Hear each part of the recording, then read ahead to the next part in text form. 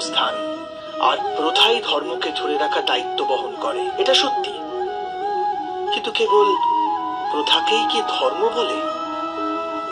বিবেচনা করুন। সত্য তো এই যে যেমন ভাবে পাষাণের ভেতরে শিল্প থাকে, ঠিক তেমনি প্রথার মধ্যেও ধর্মকে পাওয়া যায়।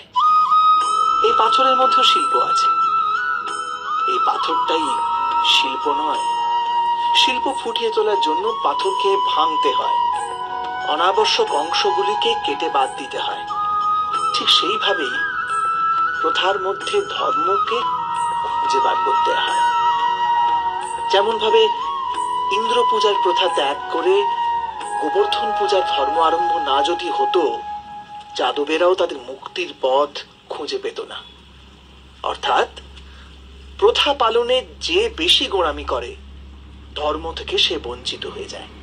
আর পরম্পরার অন্ধ অনুকরণ যে করে, সেও প্রকৃত ধর্মপরায়ণ হতে পারে না। কথায় আছে, হংস সর্বদা নির্ঘীর পার্থক্য করতে পারে। দুধে জল মেশানো থাকলেও কেবল দুধটুকুই গ্রহণ করে। তবে কি যথার্থ ধর্মজ্ঞান পেতে হলে হৃদয়ে জ্ঞান থেকে প্রসূত বিবেক থাকা আবশ্যক নয়? আর সেই বিবেক না থাকলে যাকে আমরা ধর্ম বলে মনে করছি, তা আসলে প্রকৃত ধর্মই নয়। এমনও তো হতে পারে। স্বয়ং বিচার করে দেখুন।